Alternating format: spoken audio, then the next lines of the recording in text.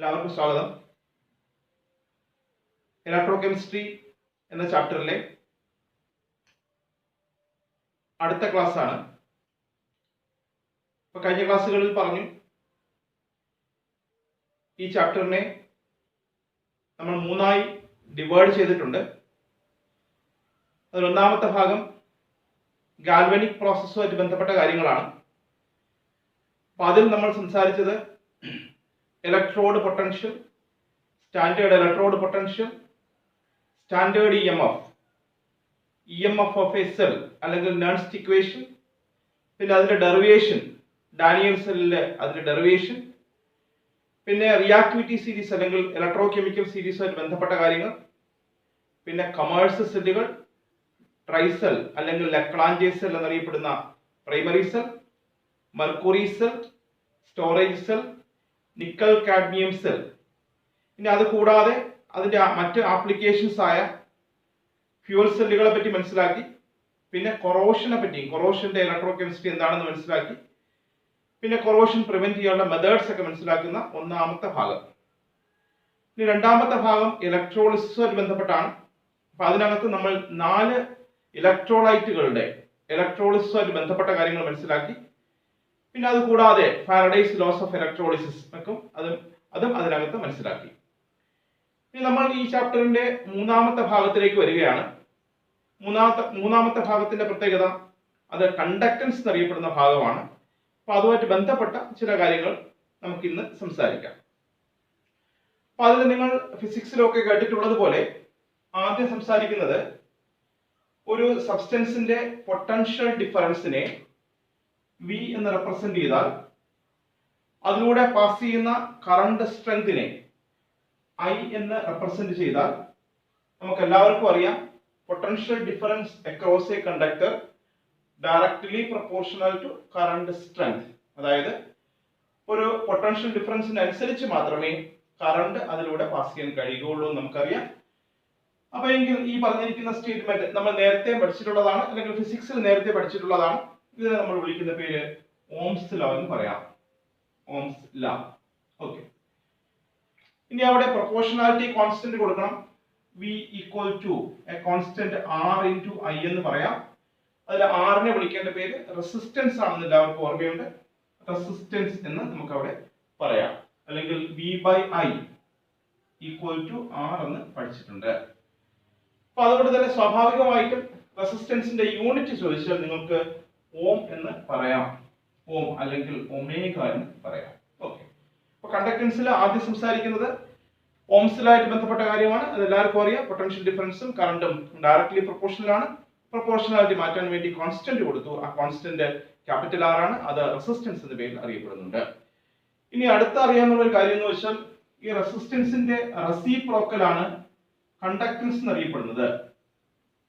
റെസിസ്റ്റൻസിന്റെ റെസിപ്രോക്കൽ ആണ്. അപ്പൊ അതുകൊണ്ട് തന്നെ കണ്ടക്ടൻസിന്റെ യൂണിറ്റ് നോക്കുന്ന സമയത്ത് R ന് പകരം ഓം കൊടുത്താൽ കണ്ടക്ടൻസിന്റെ യൂണിറ്റ് ഓം റൈസ് ടു -1 എന്ന് എഴുതാം, അല്ലെങ്കിൽ ഓം ഇൻവേഴ്സ് എന്ന് എഴുതുന്നു. ഇനി ചില ആൾക്കാർ അതിനെ MHO എന്ന് എഴുതാറുണ്ട്. ഇനി അതിന്റെ SI യൂണിറ്റ് ഇതൊന്നുമല്ല, പകരം സീമെൻസ് എന്ന്, ക്യാപിറ്റൽ ലെറ്റർ S, സീമെൻസ് എന്നറിയപ്പെടുന്നതാണ് ഇതിന്റെ SI യൂണിറ്റ് ആണെന്ന് ഓർമ്മ വരണം. രണ്ട് കാര്യങ്ങളായി ഓംസ് ലോ, ഇനി അതുമായി ബന്ധപ്പെട്ട റെസിസ്റ്റൻസ് മനസ്സിലാക്കി. ഇനി റെസിസ്റ്റൻസിന്റെ റെസിപ്രോക്കൽ വാല്യൂ കണ്ടക്ടൻസ് എന്ന പേരിൽ അറിയപ്പെടണമെന്ന് നമുക്ക് അറിയാം. ഇനി അടുത്തൊരു കാര്യം നിങ്ങൾ കേട്ടിട്ടുള്ളത് resistance of a conductor directly proportional to length of the conductor and inversely proportional to cross sectional area. പൈപ്പിന്റെ വട്ടത്തിന്റെ വലിപ്പം, cross sectional area, total area അല്ല, ക്രോസ് സെക്ഷണൽ ഏരിയ. ഇങ്ങനെ കേട്ടിട്ടുണ്ട്. അതായത് resistance of a conductor directly proportional to length of the conductor and inversely proportional to area of cross section. ഇനി proportionally മാറ്റാൻ വേണ്ടി അവിടെ R equal to a constant rho into L/A എന്ന് പറയാറുണ്ട്. അതിലെ റോയെ വിളിക്കേണ്ട പേര് സ്പെസിഫിക് റെസിസ്റ്റൻസ് എന്ന് പറയാറുണ്ട്, അല്ലെങ്കിൽ റെസിസ്റ്റിവിറ്റി എന്ന് പറയാം. രണ്ട് വാക്കുകൾ പറഞ്ഞു. റോ എന്നുള്ളത് ഒന്നുകിൽ സ്പെസിഫിക് റെസിസ്റ്റൻസ് എന്ന് വിളിക്കണം, അല്ലെങ്കിൽ റെസിസ്റ്റിവിറ്റി എന്ന പേരുകൊണ്ട് റോ അറിയപ്പെടണം. ഇനി അതുകൊണ്ട് തന്നെ റോയുടെ യൂണിറ്റ് പരിശോധിച്ചാൽ rho equal to R into A/L ആയതുകൊണ്ട് തന്നെ റോയുടെ യൂണിറ്റ് കൊടുക്കുന്ന സമയത്ത് R ന് പകരം ഓം എന്ന് എഴുതാം. ഇനി ഏരിയ മീറ്റർ സ്ക്വയർ കൊടുക്കുന്നു, ലെങ്ത് മീറ്റർ കൊടുക്കുന്നു, അത് ക്യാൻസൽ ആകുന്ന സമയത്ത് ഓം മീറ്റർ എന്നറിയപ്പെടുന്ന SI യൂണിറ്റ് റെസിസ്റ്റിവിറ്റിക്ക് നമുക്ക് പറയാം ഓം മീറ്റർ. ഓക്കെ, ഇനി അത് കൂടാതെ ഓം സെന്റിമീറ്റർ പോലുള്ള യൂണിറ്റുകളും അവിടെ നമുക്ക് ഉപയോഗിക്കാം. ഇനി അടുത്ത കണ്ടക്ടൻസ് എന്നുള്ളത് റെസിസ്റ്റൻസിന്റെ റെസിപ്രോക്കൽ ആയിരുന്നെങ്കിൽ കണ്ടക്ടിവിറ്റി എന്തെക്കാലം കെ പോലെ കാപ്പ എന്നറിയപ്പെടുന്ന കെ പോലെ എഴുതാം. കണ്ടക്ടിവിറ്റി എന്നുള്ളത് റെസിസ്റ്റിവിറ്റിയുടെ റെസിപ്രോക്കൽ ആണെന്ന് നമുക്ക് മനസ്സിലാക്കാം. അപ്പോൾ റെസിസ്റ്റൻസിന്റെ റെസിപ്രോക്കലിനെ കണ്ടക്ടൻസ് എന്ന് പറയുന്നത് പോലെ റെസിസ്റ്റിവിറ്റിയുടെ റെസിപ്രോക്കലിനെ കണ്ടക്ടിവിറ്റി എന്ന പേരുകൊണ്ട് നമുക്ക് അറിയപ്പെടാം, അല്ലെങ്കിൽ അതിനെ സ്പെസിഫിക് കണ്ടക്ടൻസ് എന്ന് പറയണം. ഓക്കെ, അപ്പൊ കണ്ടക്ടിവിറ്റി കാപ്പ എന്ന അക്ഷരം കൊണ്ട് റെപ്രസെന്റ് ചെയ്യാം. അപ്പോ പറഞ്ഞ കാര്യങ്ങൾ 4 ഓംസ് ലോ പറഞ്ഞു. ഇനി അതുകൂടാതെ റെസിസ്റ്റൻസിന്റെ കാര്യം ഓർമ്മിച്ചു, കണ്ടക്ടൻസിന്റെ കാര്യം ഓർമ്മിച്ചു, റെസിസ്റ്റിവിറ്റി അല്ലെങ്കിൽ സ്പെസിഫിക് റെസിസ്റ്റൻസിനെ പറ്റി മനസ്സിലാക്കി. ഇപ്പൊ ഇതാ കണ്ടക്ടിവിറ്റിയെ പറ്റി മനസ്സിലാക്കിയിട്ടുണ്ട്. അപ്പൊ അതുകൊണ്ട് തന്നെ അതിന്റെ യൂണിറ്റ് കൊടുക്കുന്ന സമയത്ത് യൂണിറ്റ് റോയ്ക്ക് പകരം ഓം മീറ്റർ എന്ന് കൊടുത്താൽ കെയുടെ യൂണിറ്റ് വരുന്ന സമയത്ത് ഓം റൈസ് ടു -1, പിന്നെ മീറ്റർ റോയ്ക്ക് പകരം ഓം മീറ്റർ എന്ന് കൊടുത്താൽ metre raise to -1. Ohm raise to -1ന് പകരം സിമൻസ് എന്ന് പറയണമെന്ന് അറിയാം. അപ്പൊ അതുകൊണ്ട് തന്നെ SI യൂണിറ്റ് ആയിട്ട് പറയുന്നത് സിമൻസ് മീറ്റർ റൈസ് ടു -1 എന്ന് പറയണം. സിമൻസ് മീറ്റർ റൈസ് ടു -1, കാരണം ഓം റൈസ് ടു -1ന് പകരം സിമൻസ് എന്ന് പറയുന്നത് നമ്മൾ കേട്ടിട്ടുണ്ട്. ഓക്കെ, അപ്പൊ നമ്മൾ ഇത്രയും കാര്യങ്ങൾ നമുക്ക് മനസ്സിലായിട്ടുണ്ട്. ഇനി അതുകൊണ്ട് തന്നെ കണ്ടക്ടിവിറ്റി അല്ലെങ്കിൽ സ്പെസിഫിക് കണ്ടക്ടൻസ് കണ്ടുപിടിക്കുന്നത് എങ്ങനെ എന്ന് ആരെങ്കിലും ചോദിച്ചാൽ നമുക്ക് ഈ ഫോമിൽ ഉപയോഗിക്കാം. K kappa equal to 1/ρ. ഇനി റോയ്ക്ക് പകരം ഈ വാല്യൂ കൊടുക്കാം. K equal to 1/റോയ്ക്ക് പകരം R into A/L, അതിനെ അറേഞ്ച് ചെയ്തിട്ട് L/A എന്ന രീതിയിൽ പറയാം. ഓക്കെ, അപ്പൊ കണ്ടക്ടിവിറ്റി കണ്ടുപിടിക്കണമെങ്കിൽ അല്ലെങ്കിൽ സ്പെസിഫിക് കണ്ടക്ടൻസ് കണ്ടുപിടിക്കണമെങ്കിൽ അവിടെ റെസിസ്റ്റൻസിന്റെ വാല്യൂ അറിയണം, പിന്നെ L/A. ഇനി ഈ L/A എന്ന് വെച്ചാൽ ഉദ്ദേശിക്കുന്നത് ഒരു കണ്ടക്ടിവിറ്റി സെൽ. നമുക്ക് പല ഷേപ്പിലുള്ള കണ്ടക്ടിവിറ്റി സെല്ലുകളുണ്ട്. ആ കണ്ടക്ടിവിറ്റി സെല്ലിന്റെ ലെങ്ത് L വാല്യൂ, ഇനി area of cross section A value ആണ്. അപ്പൊ അതുകൊണ്ട് തന്നെ കണ്ടക്ടിവിറ്റി സെല്ല് നമുക്കറിയാം. അപ്പൊ കണ്ടക്ടിവിറ്റി സെല്ലിനെ സംബന്ധിച്ചിടത്തോളം ലെങ്ത്തിന്റെ വാല്യൂ ഫിക്സഡ് വാല്യൂ ആണ്, ഏരിയ ഓഫ് ക്രോസ് സെക്ഷനും ഫിക്സഡ് വാല്യൂ ആണ്. അതിനാൽ സൊല്യൂഷൻ ഒഴിക്കുന്ന സമയത്ത് ഏരിയ വ്യത്യാസം വരില്ല. സെല്ലിന്റെ area of cross section fixed ആയിരിക്കും, അതുപോലെ തന്നെ ലെങ്ത് ഫിക്സഡ് വാല്യൂ ആയിരിക്കും. അപ്പൊ അതുകൊണ്ട് തന്നെ L/A എന്നുള്ളത് ഒരു കോൺസ്റ്റന്റ് ആണ്. ആ കോൺസ്റ്റന്റ് നമ്മൾ വിളിക്കുന്ന പേര് സെൽ കോൺസ്റ്റന്റ് എന്ന് പറയാം. Cell constant. ഓക്കെ, അപ്പൊ എങ്ങനെ കണ്ടക്ടിവിറ്റി കണ്ടുപിടിക്കാം? ഡിറ്റർമിനേഷൻ ഓഫ് കണ്ടക്ടിവിറ്റി എങ്ങനെയെന്ന് ചോദിച്ചാൽ നമുക്ക് വളരെ സിമ്പിൾ ആയിട്ട് മനസ്സിലാക്കാം. അതിനുവേണ്ടി കണ്ടക്ടിവിറ്റി കണ്ടുപിടിക്കാൻ വേണ്ടി ഒരു ഫോർമുല നമ്മൾ തയ്യാറാക്കിയിട്ടുണ്ട്. 1/റെസിസ്റ്റൻസ് ഇൻറ്റു സെൽ കോൺസ്റ്റന്റ് വാല്യൂ. ഇനി സെൽ കോൺസ്റ്റന്റ് വാല്യൂ എന്ന് വെച്ചാൽ ഒരു കണ്ടക്ടിവിറ്റി സെല്ലിനെ സംബന്ധിച്ചിടത്തോളം ഫിക്സഡ് വാല്യൂ ആയിരിക്കും നമുക്ക് മനസ്സിലായിട്ടുണ്ട്. ഇനി അൺനോൺ റെസിസ്റ്റൻസ് എങ്ങനെ കണ്ടുപിടിക്കാന്ന് ചോദിച്ചാൽ നമുക്ക് ഇങ്ങനെ ഒരു ഉപകരണം നമുക്ക് ഓർമ്മയുണ്ട്. നമ്മൾ ഫിസിക്സിലൊക്കെ കേട്ടിട്ടുണ്ട്. ഒരു വീറ്റ് സ്റ്റോൺസ് ബ്രിഡ്ജിലൂടെ കണ്ടക്ടിവിറ്റി സെൽ ഇവിടെ വയ്ക്കുക. അതിനകത്ത് ഏത് സൊല്യൂഷന്റെയാണ് കണ്ടക്ടിവിറ്റി കണ്ടുപിടിക്കേണ്ടത് അത് നിറയ്ക്കുക. അതിന്റെ റെസിസ്റ്റൻസ് വാല്യൂ R1 എന്ന് ഞാൻ കൊടുക്കുന്നു. ഈ R, ഇനി ഇത് R2 ആയിക്കോട്ടെ, ഇത് R3 ആയിക്കോട്ടെ, ഇത് R4 ആയിക്കോട്ടെ. എങ്കിൽ നമുക്ക് ഈ വീറ്റ് സ്റ്റോൺസ് ബ്രിഡ്ജിന്റെ പ്രിൻസിപ്പിൾ അനുസരിച്ച് R1/R2 equal to R3/R4 എന്ന ഫോർമുല നമ്മുടെ കയ്യിലുണ്ട്. R1/R2 equal to R3/R4 എന്നൊരു ഫോർമുലയുണ്ട്. അതിൽ R2ന്റെയും R3യുടെയും R4ന്റെ ഒക്കെ വാല്യൂസ് നമുക്ക് തന്നിരിക്കണം. അപ്പൊ അതിൽ നിന്ന് നമുക്ക് R1ന്റെ വാല്യൂസ് കണ്ടുപിടിക്കാം. ആ R1ന്റെ വാല്യൂ ഇവിടെ സബ്സ്റ്റിറ്റ്യൂട്ട് ചെയ്താൽ നമുക്ക് കണ്ടക്ടിവിറ്റി കണ്ടുപിടിക്കാം. ഓക്കെ, അപ്പോൾ ഡിറ്റർമിനേഷൻ ഓഫ് കണ്ടക്ടിവിറ്റി എങ്ങനെയെന്ന് ചോദിച്ചാൽ നമുക്ക് കയ്യിൽ ഒരു ഫോർമുലയുണ്ട്. കണ്ടക്ടിവിറ്റി ഈക്വൽ ടു 1/റെസിസ്റ്റൻസ് ഇൻറ്റു സെൽ കോൺസ്റ്റന്റ്. സെൽ കോൺസ്റ്റന്റിന്റെ വാല്യൂ എന്നുള്ളത് ഫിക്സഡ് ആണ് ഒരു കണ്ടക്ടിവിറ്റി സെല്ലിനെ സംബന്ധിച്ചിടത്തോളം. അതുകൊണ്ട് തന്നെ അത് പ്രത്യേകിച്ച് കണ്ടുപിടിക്കേണ്ട കാര്യമില്ല, അത് തന്നിരിക്കും, ആ വാല്യൂ തന്നിരിക്കും. അപ്പൊ നമുക്ക് ആകപ്പാടെ കണ്ടുപിടിക്കേണ്ടത് ഒരു അൺനോൺ റെസിസ്റ്റൻസ് ആണ്. ഈ അൺനോൺ റെസിസ്റ്റൻസ് കണ്ടുപിടിക്കുന്നത് എങ്ങനെയെന്ന് ചോദിച്ചാൽ വീറ്റ് സ്റ്റോൺസ് ബ്രിഡ്ജിലൂടെ നമുക്ക് കണ്ടുപിടിക്കാമെന്ന് ഓർമ്മിച്ചോണം. R1/R2 equal to R3/R4 എന്ന ഫോർമുല ഉപയോഗിച്ച് ഇനി അതിൽ R3യുടെയും R2ന്റെയും R4ന്റെ ഒക്കെ വാല്യൂസ് തന്നിരിക്കും. അപ്പൊ അതനുസരിച്ച് നമുക്ക് R1ന്റെ വാല്യൂ കണ്ടുപിടിക്കാം. ഇത് സബ്സ്റ്റിറ്റ്യൂട്ട് ചെയ്യുക, കണ്ടക്ടിവിറ്റി നമുക്ക് ഈസി ആയിട്ട് കണ്ടുപിടിക്കാം. ഓക്കെ, അപ്പൊ ഇതുവരെ പറഞ്ഞ കാര്യം ഓംസ് ലോയെ പറ്റി സംസാരിച്ചു. റെസിസ്റ്റൻസ് അറിയാം, യൂണിറ്റ് അറിയാം, കണ്ടക്ടൻസ് എന്താണെന്ന് അറിയാം, അതിന്റെ യൂണിറ്റ് അറിയാം, അതിന്റെ formula C equal to 1/R എന്ന ഫോർമുല അറിയാം. പിന്നെ റെസിസ്റ്റിവിറ്റിയെ പറ്റി അല്ലെങ്കിൽ സ്പെസിഫിക് റെസിസ്റ്റൻസിനെ പറ്റി മനസ്സിലാക്കിയിട്ടുണ്ട്. പിന്നെ അതുകൂടാതെ തന്നെ കണ്ടക്ടിവിറ്റിയെ പറ്റി മനസ്സിലാക്കിയിട്ടുണ്ട്. ഇനി അടുത്ത് പറഞ്ഞത് കണ്ടക്ടിവിറ്റി എങ്ങനെ കണ്ടുപിടിക്കാമെന്ന് നമുക്ക് മനസ്സിലായിട്ടുണ്ട്. ഇനി അടുത്ത് നമ്മൾ സൊല്യൂഷനിലേക്ക് വരുന്ന സമയത്ത് ഞാനൊരു സൊല്യൂഷൻ എടുത്തിട്ടുണ്ട്.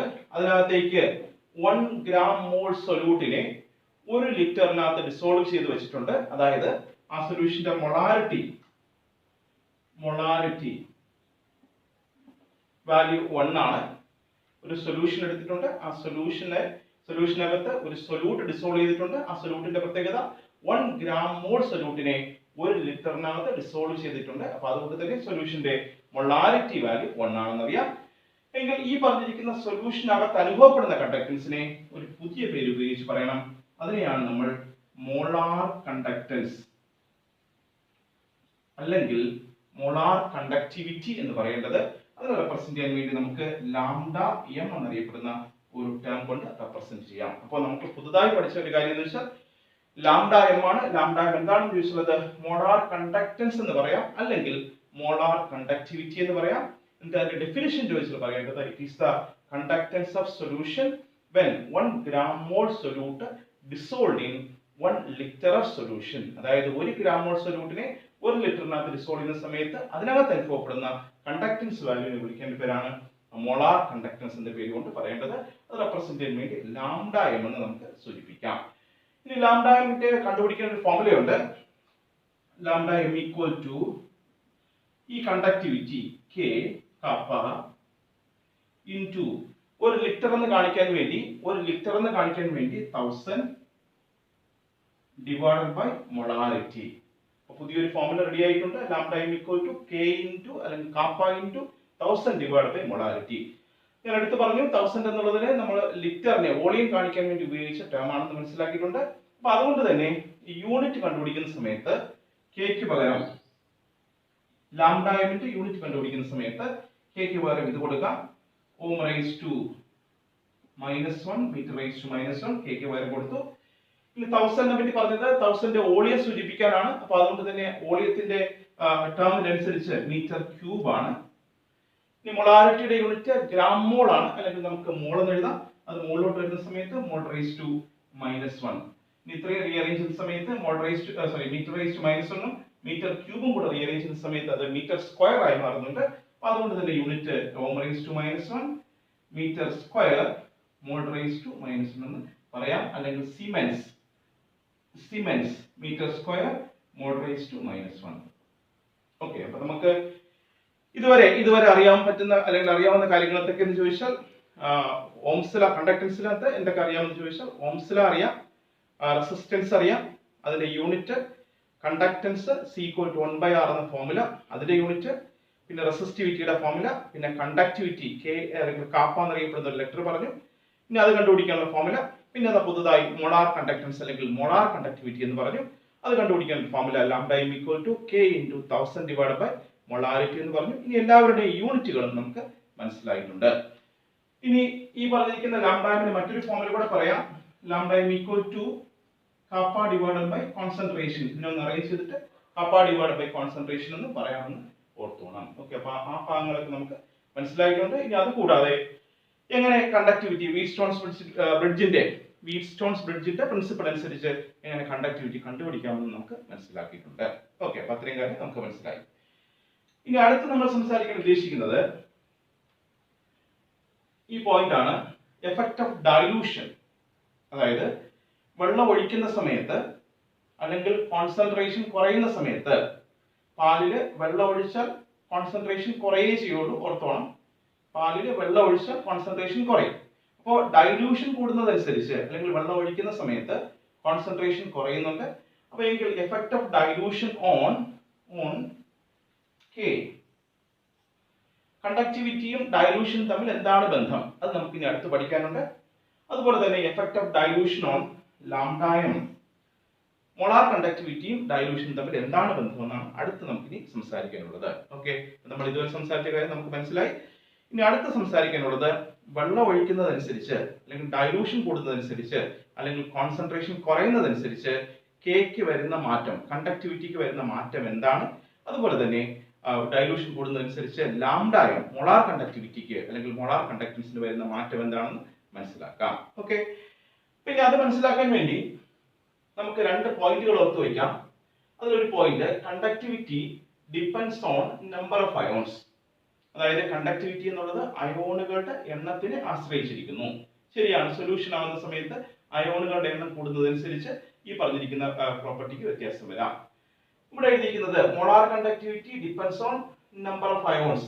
ശരിയാണ്, അപ്പൊ രണ്ട് കാര്യങ്ങളും എഴുതിയിരിക്കുന്നത് രണ്ടുപേരും നമ്പർ ഓഫ് അയോണുകളെ ആശ്രയിച്ചിരിക്കുന്നു എന്നാണ് എഴുതിയിരിക്കുന്നത്. പക്ഷേ രണ്ടും തമ്മിലൊരു വ്യത്യാസമുണ്ട്. അത് വേറൊന്നുമല്ല, K depends on number of ions per litre. അതായത് ഒരു ലിറ്ററിനകത്ത് കാണുന്ന നമ്പർ ഓഫ് അയോണുകളെ ആശ്രയിച്ചിട്ടുണ്ട്. ഒരു ലിറ്ററിനകത്തുള്ള നമ്പർ ഓഫ് അയോണുകളുടെ എണ്ണം കൂടുന്നതനുസരിച്ച് കണ്ടക്ടിവിറ്റി കൂടും. ഒരു ലിറ്ററിലെ നമ്പർ ഓഫ് അയോണുകളുടെ എണ്ണം കുറയുന്നതനുസരിച്ച് കണ്ടക്ടിവിറ്റി കുറയും എന്ന് മനസ്സിലാക്കണം. ഇനി അതേസമയം മോളാർ കണ്ടക്ടിവിറ്റിയുടെ പ്രത്യേകത depends on total number of ions in the solution. അപ്പൊ അത് ഒരു ലിറ്ററിലെ അയോണുകളുടെ എണ്ണത്തിനല്ല ആശ്രയിച്ചിരിക്കുന്നത്, പകരം സൊല്യൂഷനകത്ത് കാണുന്ന ടോട്ടൽ നമ്പർ ഓഫ് അയോണുകളുടെ എണ്ണത്തിനെയാണ് ആശ്രയിച്ചിരിക്കുന്നതെന്ന് മനസ്സിലായിട്ടുണ്ട്.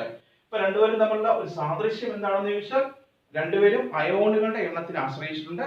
ഇനി രണ്ടുപേരും തമ്മിലുള്ള വ്യത്യാസം എന്താണെന്ന് ചോദിച്ചാൽ അതിൽ ഒരു ലിറ്ററിലെ നമ്പർ ഓഫ് അയോൺ കൂടിയാൽ കണ്ടക്ടിവിറ്റി കൂടും, ഒരു ലിറ്ററിലെ നമ്പർ ഓഫ് അയോണുകളുടെ എണ്ണം കുറഞ്ഞാൽ കണ്ടക്ടിവിറ്റി കുറയും.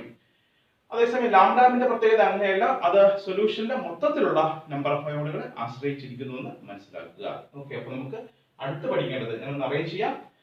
നമുക്ക് മനസ്സിലായ കാര്യങ്ങളൊക്കെ അറിയാം, യൂണിറ്റുകളൊക്കെ അറിയാം, പിന്നെ കണ്ടക്ടിവിറ്റി എങ്ങനെ കണ്ടുപിടിക്കുന്നു എന്ന് മനസ്സിലാക്കിയിട്ടുണ്ട്. ഇനി പുതുതായി നമ്മൾ വന്ന് നിൽക്കുന്ന സ്ഥലം എന്ന് വെച്ചാൽ എഫക്ട് ഓഫ് ഡൈലൂഷൻ. വെള്ളം ഒഴിക്കുന്ന സമയത്ത് കണ്ടക്ടിവിറ്റിക്ക് വരുന്ന മാറ്റവും ലാംഡായം മോളാർ കണ്ടക്ടിവിറ്റി വരുന്ന മാറ്റവും നമുക്ക് മനസ്സിലാക്കണം. അതിനുവേണ്ടി നമ്മൾ മനസ്സിലാക്കി വെക്കേണ്ട രണ്ട് പോയിന്റുകൾ, conductivity depends on number of ions per litre. ഒരു ലിറ്ററിലെ നമ്പർ ഓഫ് അയോണുകളെ ആശ്രയിച്ചിരിക്കുന്നു കണ്ടക്ടിവിറ്റി. അതേസമയം lambda M depends on total number of ions in the solution. സൊല്യൂഷനിലെ മൊത്തത്തിലെ നമ്പർ ഓഫ് അയോണുകളെ ആശ്രയിച്ചിരിക്കുന്നു. ഓക്കെ, അപ്പൊ അത് എക്സ്പ്ലെയിൻ ചെയ്യാൻ വേണ്ടി നമുക്കൊരു കാർട്ടൂൺ ഇവിടെ ഉപയോഗിക്കാം. ഒരു കാർട്ടൂൺ ഇവിടെ വരച്ചിട്ടുണ്ട്. അത് എഴുതിയിരിക്കുന്നത് ബിഫോർ ഡൈലൂഷൻ, അതായത് ഡൈലൂഷന് മുമ്പ്, വെള്ളം ഒഴിക്കുന്നതിന് മുമ്പ് 2 ലിറ്റർ 1, 2 മാർക്ക് ചെയ്തിട്ടുണ്ട്. 2 ലിറ്റർ സൊല്യൂഷൻ ഉണ്ട്. ആഫ്റ്റർ ഡൈലൂഷൻ 2 ലിറ്റർ വെള്ളം ഒഴിച്ചാൽ 1, 2, 3, 4 ലിറ്റർ സൊല്യൂഷനായി അത് മാറി. ഇനി ബിഫോർ ഡൈലൂഷനിലെ കണക്കെടുക്കാം. ഇവിടെ എഴുതിയിരിക്കുന്നത് ടോട്ടൽ നമ്പർ ഓഫ് അയോൺസ് എന്നാണ് ഇവിടെ എഴുതിയിരിക്കുന്നത്.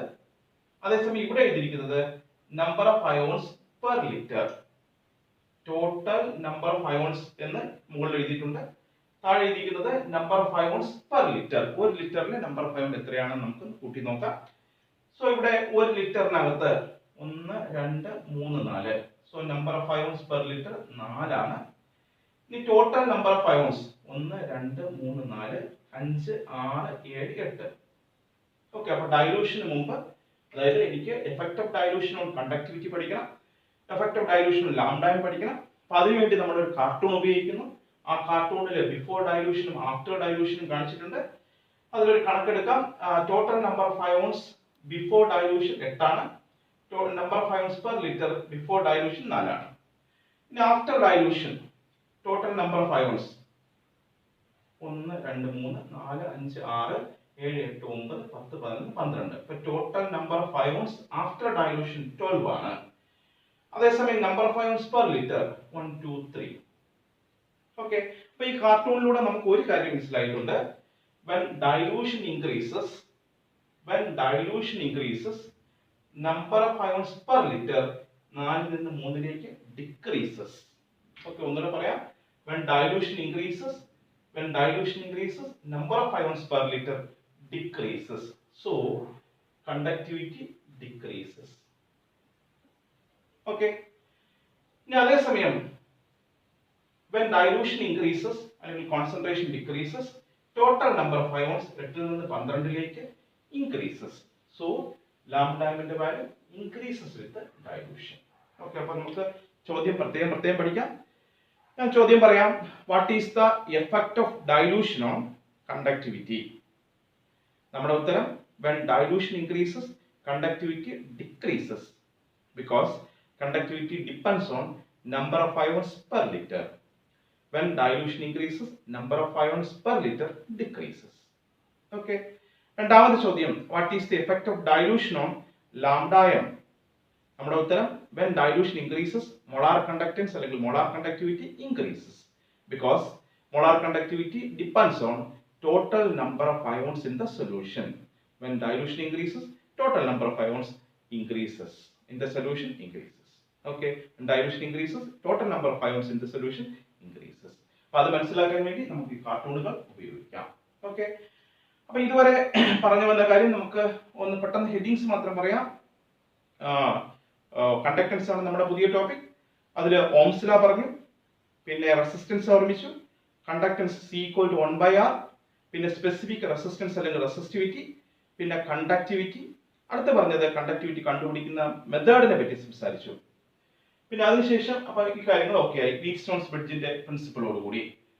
പിന്നെ മോളാർ കണ്ടക്ടൻസ് അല്ലെങ്കിൽ മോളാർ കണ്ടക്ടിവിറ്റി പറഞ്ഞു, അതിന്റെ ഡെഫിനിഷൻ പഠിച്ചു. ഇനി ലാംഡ കണ്ടുപിടിക്കാൻ വേണ്ടി ഒരു formula K×1000 divide by molarity എന്ന ഫോർമുല പഠിച്ചു. ലാംഡ K/C എന്ന് അല്ലെങ്കിൽ കണ്ടക്ടിവിറ്റി ബൈ C എന്ന് പറഞ്ഞു. ഇനി യൂണിറ്റുകളൊക്കെ നമുക്കറിയാം, യൂണിറ്റുകളൊക്കെ ഓൺബോർഡ് ക്വസ്റ്റ്യൻ ചോദിക്കാൻ സാധ്യതയുണ്ട്, പ്രത്യേകിച്ച് SI യൂണിറ്റുകളും എല്ലാം നമുക്ക് മനസ്സിലാക്കിയിരിക്കണം. പിന്നെ അടുത്ത് പറഞ്ഞത് എഫക്ട് ഓഫ് ഡൈലൂഷൻ ആണ്. രണ്ട് ചോദ്യങ്ങൾ അതുമായിട്ട് ബന്ധപ്പെട്ട് പറഞ്ഞു. Effect of dilution on lambda, അതുപോലെ തന്നെ effect of dilution on conductivity. രണ്ടിന്റെ ഉത്തരം അറിയാം, അത് മനസ്സിലാക്കാൻ വേണ്ടി നമുക്ക് ഒരു കാർട്ടൂൺ ഉപയോഗിച്ച് കാര്യങ്ങൾ മനസ്സിലാക്കാം. ഓക്കെ, ഇനി അടുത്ത് നമ്മൾ അവസാനിപ്പിക്കുന്നത് ഈ ലാംഡയുടെ കാര്യം പറഞ്ഞു തന്നെയാണ്. ലാംഡയിലേക്ക് തന്നെ വരുന്നു. ഞാൻ പറഞ്ഞു ഡൈലൂഷൻ കൂടുന്നതനുസരിച്ച്, പാലിൽ വെള്ളം ഒഴിക്കുന്നതനുസരിച്ച് കോൺസെൻട്രേഷൻ കുറയുന്നു. അപ്പൊ അങ്ങനെ ഡൈലൂഷൻ കൂടുന്നതനുസരിച്ച് അല്ലെങ്കിൽ കോൺസെൻട്രേഷൻ കുറയുന്നതനുസരിച്ച് ലാംഡയുടെ വാല്യൂ ഇൻക്രീസ് ചെയ്യുന്നു. ഇനി വെള്ളം ഒഴിക്കുന്നതനുസരിച്ച്, വെള്ളം ഒഴിക്കും തോറും കോൺസെൻട്രേഷൻ കുറയുന്നതനുസരിച്ച് ലാംഡയുടെ വാല്യൂ ഇങ്ങനെ ഇൻക്രീസ് ചെയ്ത് ഒരു മാക്സിമം വാല്യൂവിൽ ലാംഡയം എത്താറുണ്ട്. ആ മാക്സിമം വാല്യൂവിനെ വിളിക്കേണ്ട പേര് ലിമിറ്റിംഗ് മോളാർ കണ്ടക്ടിവിറ്റി എന്ന് പറയാറുണ്ട്. ആ ലിമിറ്റിംഗ് മോളാർ കണ്ടക്ടിവിറ്റി കാണിക്കാൻ വേണ്ടി നമുക്ക് ഒന്നുകിൽ ലാംഡയം 0 എന്നോ അല്ലെങ്കിൽ ലാംഡയം ഇൻഫിനിറ്റി എന്നോ റെപ്രസെന്റ് ചെയ്യാം. ഓക്കെ, നമ്മൾ പറഞ്ഞ് അവസാനിപ്പിക്കുന്നത് ലാംഡയമിലാണ്. ഞാൻ പറഞ്ഞു ഡൈലൂഷൻ കൂടുന്നതനുസരിച്ച്, കോൺസെൻട്രേഷൻ കുറയുന്നതനുസരിച്ച് ലാംഡയമിന്റെ വാല്യൂ ഇൻക്രീസ് ചെയ്യും. അങ്ങനെ ലാംഡയമിന്റെ വാല്യൂ ഇൻക്രീസ് ചെയ്ത് ഒരു മാക്സിമം വാല്യൂയിൽ എത്തുന്നുണ്ട്. ആ മാക്സിമം വാല്യൂവിൽ കോൺസെൻട്രേഷൻ അപ്രോക്സിമേറ്റ്ലി 0 ആണ് എങ്കിൽ ആ പറഞ്ഞിരിക്കുന്ന മാക്സിമം വാല്യൂവിനെ വിളിക്കേണ്ട പേര് ഒന്നുകിൽ ലിമിറ്റിംഗ് മോളാർ കണ്ടക്ടിവിറ്റി എന്ന് പറയാം, അല്ലെങ്കിൽ അതിനെ ലിമിറ്റിംഗ് മോളാർ കണ്ടക്ടിവിറ്റി എന്ന് പറയണം. അല്ലെങ്കിൽ അതിനെ റെപ്രസെന്റ് ചെയ്യാൻ വേണ്ടി ഒന്നുകിൽ ലാംഡയം 0 എന്നോ അല്ലെങ്കിൽ അതിനെ ലാംഡയം ഇൻഫിനിറ്റി എന്നോ റെപ്രസെന്റ് ചെയ്യാം. നമ്മൾ അവസാനിപ്പിക്കുന്നത് ലാംഡയം 0യിലാണ്. ലാംഡയം 0യുടെ യൂണിറ്റ് ഇത് തന്നെയാണ്. ലാംഡയം തന്നെയാണ് അതിന്റെ പ്രോപ്പർട്ടി. അതുകൊണ്ട് തന്നെ ലാംഡയം 0 യൂണിറ്റും siemens metre square mole raise to -1 തന്നെയാണെന്ന് ഓർമ്മ വരണം. ഓക്കെ, അപ്പോൾ നിങ്ങൾ ഓർമ്മിക്കേണ്ട കാര്യം ഇത്രയേ ഉള്ളൂ. ഡൈലൂഷൻ കൂടുന്നതനുസരിച്ച് ലാംഡ കോൺസെൻട്രേഷൻ കുറയുന്നു. അപ്പോൾ ഇൻഫിനിറ്റ് ഡൈലൂഷൻ ആകുമ്പോഴത്തേക്ക് കോൺസെൻട്രേഷൻ അപ്രോക്സിമേറ്റ്ലി 0 ആണ്. ആ സമയത്താണ് ഏറ്റവും മാക്സിമം ആയ ലാംഡയമിന്റെ വാല്യൂ കിട്ടുന്നത്. ആ മാക്സിമം വാല്യൂവിനെയാണ് ലാംഡയം 0 അല്ലെങ്കിൽ ലിമിറ്റിംഗ് മോളാർ കണ്ടക്ടിവിറ്റി എന്ന വാക്കുകൊണ്ട് പറയേണ്ടതെന്ന് ഓർമ്മ വരണം. ഓക്കെ, അപ്പൊ ഇന്നത്തെ ക്ലാസ്സിൽ നമ്മൾ ഉദ്ദേശിക്കുന്ന ഇത്രയും കാര്യങ്ങളാണ്. പിന്നെ resistance, conductance, resistivity, conductivity, molar conductance അല്ലെങ്കിൽ മോളാർ കണ്ടക്ടിവിറ്റി, അതുപോലെ തന്നെ ലിമിറ്റിംഗ് മോളാർ കണ്ടക്ടിവിറ്റി. ഇതിന്റെ കൂടെ തന്നെ ചില ഫോർമുലകൾ ഓർത്തു. C=1/R, P/I=R, പിന്നെ R=ρ×L/A, പിന്നെ K=1/ρ, പിന്നെ molar conductance lambda m K×1000 divide by molarity, lambda m K/C, പിന്നെ K=1/R×L/A. L/A സെൽ കോൺസ്റ്റന്റ് ആണ്. അപ്പൊ അങ്ങനത്തെ കാര്യങ്ങൾ കുറെ യൂണിറ്റുകൾ ഓർമ്മിച്ചു. പിന്നെ അതുപോലെ തന്നെ എഫക്ട് ഓഫ് ഡൈലൂഷനെ പറ്റി പറഞ്ഞു. രണ്ട് ചോദ്യങ്ങൾ പറഞ്ഞു. എഫക്ട് ഓഫ് ഡൈലൂഷൻ ഓൺ കണ്ടക്ടിവിറ്റിയും effect of dilution on molar കണ്ടക്ടിവിറ്റിയും പറഞ്ഞു. പിന്നെ അതിനെ അവസാനിപ്പിച്ചത് ലാംഡയം 0യെ പറ്റിയാണ്. അപ്പൊ ഇനി നമുക്ക് ഇതിനകത്ത് പഠിക്കാനുള്ളത് ലാംഡയം 0യുടെ വാല്യൂ എങ്ങനെ കണ്ടുപിടിക്കാം. അത് സ്ട്രോങ് ഇലക്ട്രോലൈറ്റുകളിലും വീക്ക് ഇലക്ട്രോലൈറ്റുകളിലും. അപ്പോൾ നമ്മൾ ഇന്ന് അവസാനിപ്പിക്കുന്ന അതിലാണ്. ലാംഡയം 0 വാല്യൂ കണ്ടുപിടിക്കേണ്ട മെത്തേഡുകൾ അടുത്ത ക്ലാസ്സിൽ നമുക്ക് പറയാം. അതിൽ സ്ട്രോങ് ഇലക്ട്രോലൈറ്റിന്റെയും വീക്ക് ഇലക്ട്രോലൈറ്റിന്റെയും ലാംഡയം 0 കണ്ടുപിടിക്കുന്ന വിധം നമുക്ക് അടുത്ത ക്ലാസ്സിൽ പഠിക്കാം. ഓക്കെ, അപ്പോൾ ബാക്കിയുള്ള കാര്യങ്ങൾ അടുത്ത ക്ലാസ്സിൽ പറയാം. ശരി, ഇന്നത്തെ ക്ലാസ് വളരെ ശ്രദ്ധയോടെ കാണുക, നല്ലവണ്ണം പഠിക്കുക.